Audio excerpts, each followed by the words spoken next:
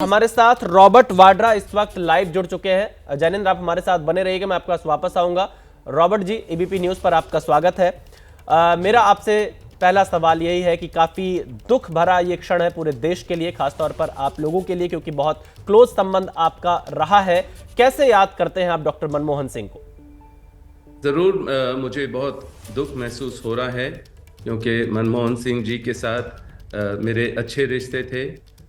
उनके साथ मेरी भेंट काफ़ी बारी हुई है। उन्होंने हमेशा मुझे समझाया, अच्छी चीज़ें समझाई कि अपने काम में व्यस्त रहें और लाइमलाइट या मीडिया से थोड़ा दूर रहें।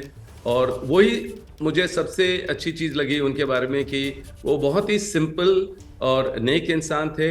और कभी भी हमेशा फाइनेंशियल मैटर हो या इकोनॉमिक इश्यूज हो देश में, उसके बारे में जिक्र करते थे और अबव पार्टी लाइन सबको लेके चलते थे। तो मुझे हमेशा लगा कि उनसे सीखने को मिलेगा और ज़रूर मेरे उनके परिवार के प्रति मेरी संवेदना है। और ज़रूर हमने ऐसे आदमी को खोया जिससे हम पूरा देश सीख सकता था। जितने भी मंत्री हैं राजनीति में, मैं उम्मीद करता हूं कि सब मंत्रियों ने उनसे सीखा होगा। ये बहुत ज़रूरी है हमारे देश के प्रगति के लिए।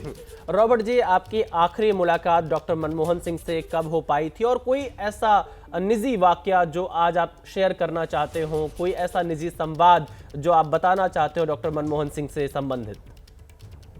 मेरी यही जब मेरे ऊपर काफ़ी उन्होंने देखा कि बेबुनियाद इल्ज़ाम थे और बहुत इश्यूज आ रहे थे अलग अलग राजनीतिक दलों से, तो उन्होंने बस यही मेरे को बोला कि अपने काम में ध्यान दीजिए और ज़्यादा इन चीज़ों में आपको पढ़ने की ज़रूरत नहीं है, ज़्यादा जवाब देने की ज़रूरत नहीं है। अपने काम में व्यस्त रहिए और अपने सिंपल तरीके से रहिए। और वही उनका चरित्र था और वही उनकी सोच थी। वही उन्होंने मेरे को भी एडवाइस दिया कि आप थोड़ी सी ज़रूर अपने काम में व्यस्त रहिए और जो भी आपके ऊपर ये बेबुनियाद अपराध या ये बोल रहे हैं, जो भी राजनीतिक तौर से, उससे उसमें ज़्यादा आप जवाब वगैरह ज़्यादा मत दीजिए, उसमें ज़्यादा चिंता ना रहिए। रॉबर्ट जी, क्योंकि जब वो प्रधानमंत्री थे उस दौरान जब आपकी मुलाकात होती थी, क्या बातचीत हुआ करती थी, कुछ उस बारे में बताएंगे? और उनकी सादगी से जुड़ा कोई किस्सा, कोई ऐसी बातचीत जो आप बताना चाहें? मैं बहुत बारी मिला, पर ज़्यादातर उनका जो जो उनका वे ऑफ लाइफ था, उन्होंने हमेशा भी यही बोला कि सिंपल रहिए और ज़्यादा बस जनरली अच्छे मुलाकात होती थी। और अपनी जो भी उनकी सोच थी या देश के लिए, प्रगति के लिए, खाली उसके बारे में बोलते थे, अपनी एक्सपीरियंसेस देते थे।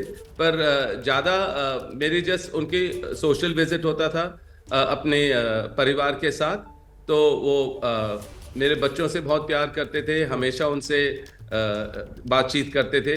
तो हम परिवार के संग ही उनके साथ मिलते थे और अच्छा वातावरण था और बहुत ही अच्छा उनकी सोच थी, जो जिससे मुझे लगा कि मैंने सीखा, मेरे परिवार ने सीखा और मेरे बच्चों को भी बहुत पसंद आए जब वो उनके साथ समय बिताते थे।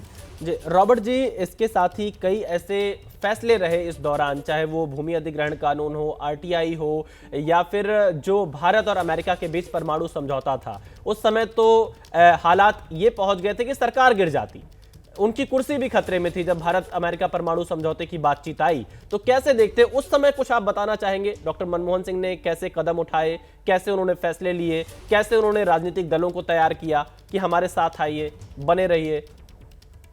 देखिए, उनका सोच बहुत ही भरोसेमंद था कि पूरी देश भरोसा करते थे उन पर, उम्मीद करते थे। और उनको सबको पता था कि जो भी वो डिसीजन लेंगे वो देश के हित में होगा, देश के लोगों के लिए होगा, देश की प्रगति के लिए होगा। तो जो भरोसा उन्होंने पाया सब लोगों का, वो ज़रूर उससे लोगों को उम्मीद बहुत थी और ज़रूर उन पे विश्वास बहुत था।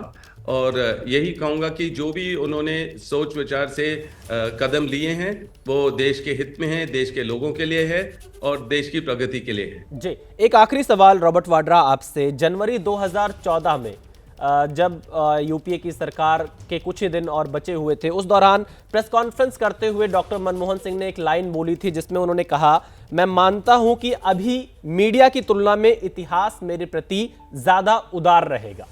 आप उनके इन बयानों को, इन लाइनों को कैसे देखते हैं?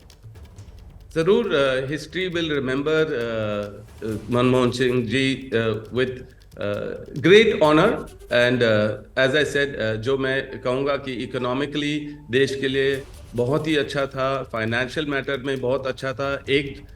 सब पार्टियों को एकजुट लेकर आगे बढ़ने की सोचते थे और जो भी उनका सोच था वो देश के प्रति था, लोगों के प्रति था और देश की प्रगति के लिए था। तो मैं यही बोलूँगा कि ज़रूर देश ने बहुत ही नेक इंसान को खोया है और उन्होंने देश के लिए बहुत प्रगति की है और देश उनको बहुत प्यार से देखते हैं। जी, बहुत शुक्रिया रॉबर्ट वाड्रा हमारे साथ जुड़ने के लिए। तो पूरे देश के लिए आज का दिन बहुत ही दुख भरा है, पूरा देश शोक में डूबा हुआ है और यहाँ पर आप देखिए कि किस तरह से रॉबर्ट वाड्रा ने भी अपने संबंधों को डॉक्टर मनमोहन सिंह के साथ याद किया।